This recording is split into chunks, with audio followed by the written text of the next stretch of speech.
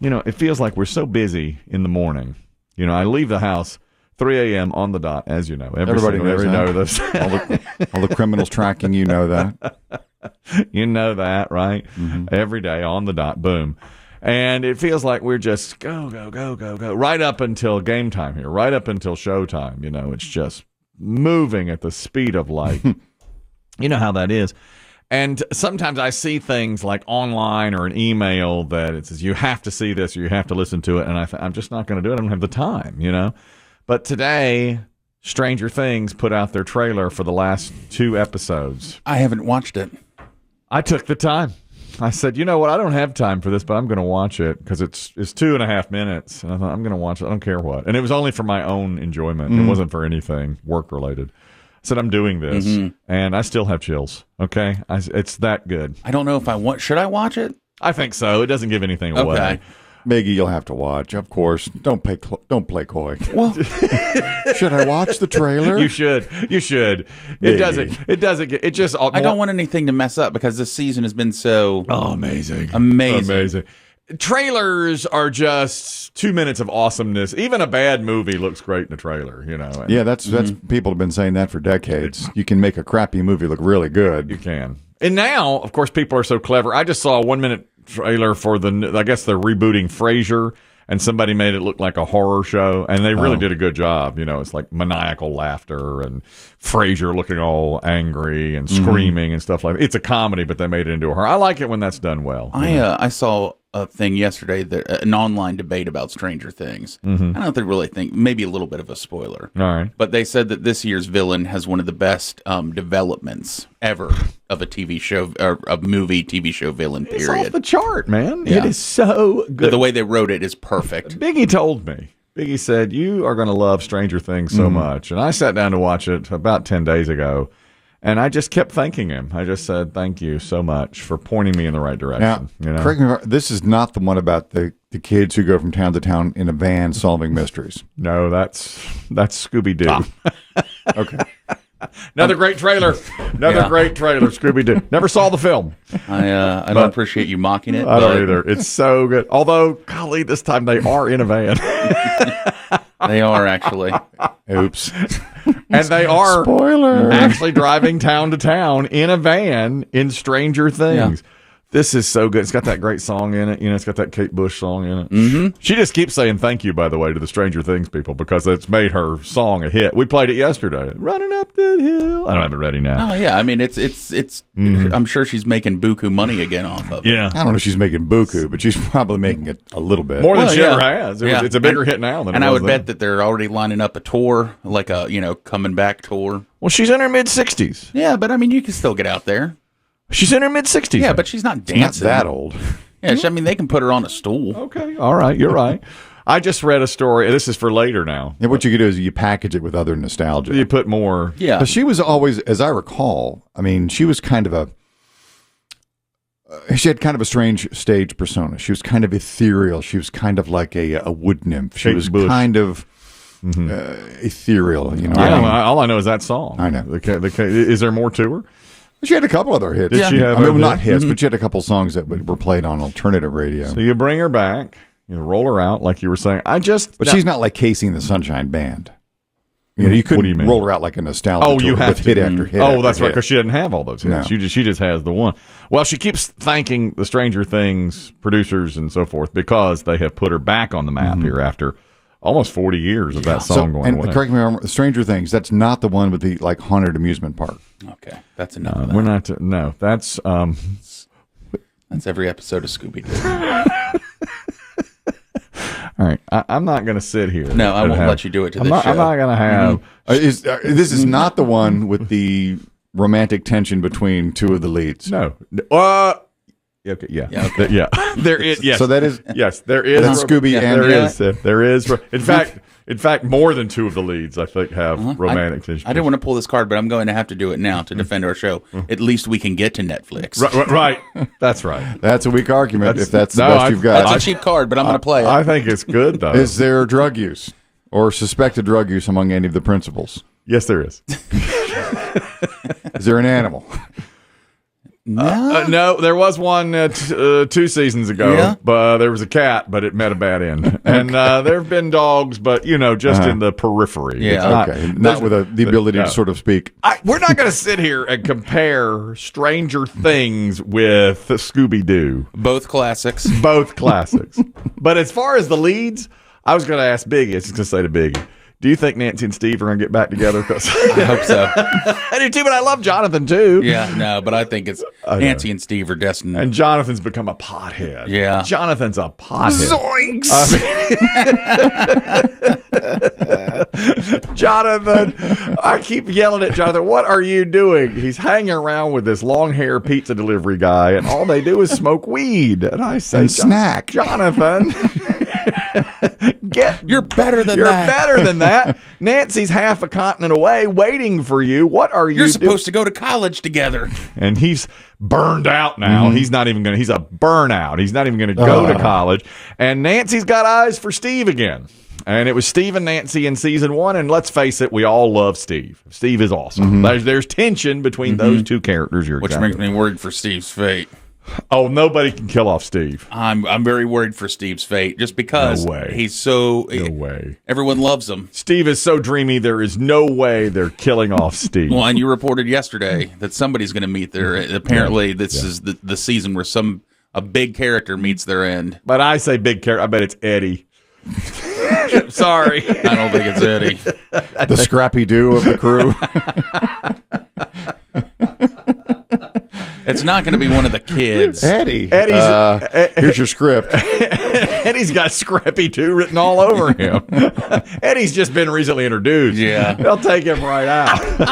Maybe. I think Eddie may go, but I think he'll go with someone. No way, Steve. Maybe it's Jonathan.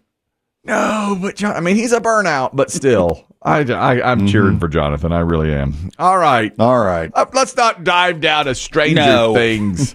A rabbit hole, as they say. Rabbit hole like that. No, but I just wanted to tell Biggie, and this was for Biggie only. I watched the trailer, and it was awesome. And I took the time. I was like, this show's going to suffer, but I don't care. I'm going to take the time. Everything will be 2.5 minutes off. That's right. Everything is the last 2.5 minutes of this show. We'll just sit here. I don't know. Should have been something here. 4 hours from now, we'll say to Dave, you don't even realize this. But we're just going to. Is there a character in which this is not the show where one of the characters has questionable sexuality? It is. They do have that. They do, don't they? I always forget about her. Him. I would say him. No, him. No, but she hasn't come out of the closet. Right. She hasn't come out of the closet. Oh, there's two. There's two. Yeah. Because about... Can she not see without her glasses? Or is that... Yeah. Oh, she does have glasses. In fact, she has short hair and glasses. We thought it's Robin. We thought Robin and Steve were going to get together at the end of last season. But Steve put a move on her, and she's like, dude, I'm lesbo. She said that. Yeah. And now there's this awkward thing where everyone thinks they're going to get together, but she can't. Steve can't give out why they won't be together. No, but she can't. And just because, just for clarification, it is Pride Month. Her words were lesbo, not yours. Not mine. Not mine.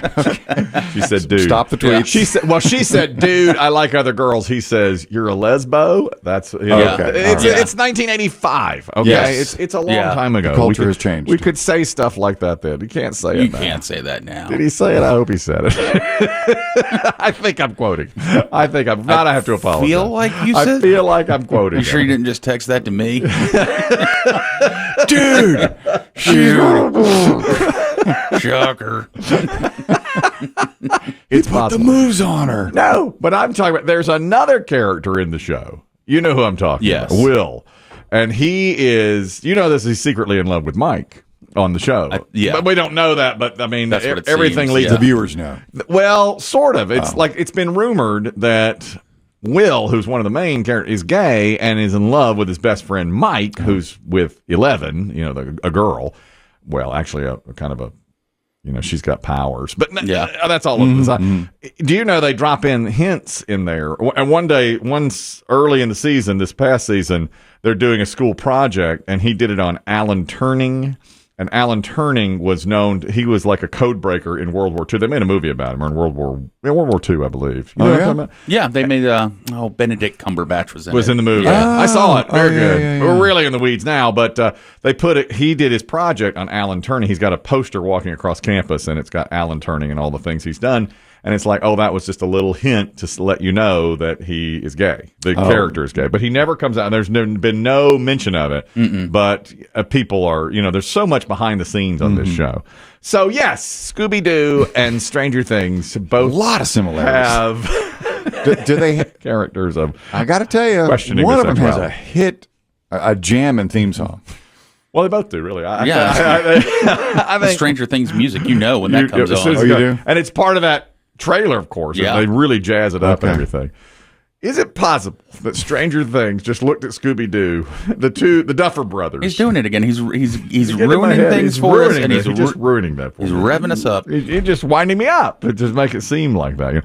I'll tell you this. You remember that yesterday we were talking about the meeting. I got wound up in the meeting yesterday. You were. I was going to ask, did you lay it on him? Yeah, I'm. They call me Hump Grump up there. How grouchy I always am. Yeah, because you never want to change or do anything. I know. I never want to change anything. Although yesterday, I guess I was more amenable to change. There's an idea. We tried this once before, and there's an idea again. I don't even think you all know this. For another go at a two guys named Chris beer, that they're looking at doing another beer. And someone said in the meeting, we're going to roll it out in January for the show's 25th anniversary. Exciting. Yeah. But I knew that this January is the 24th anniversary of this show.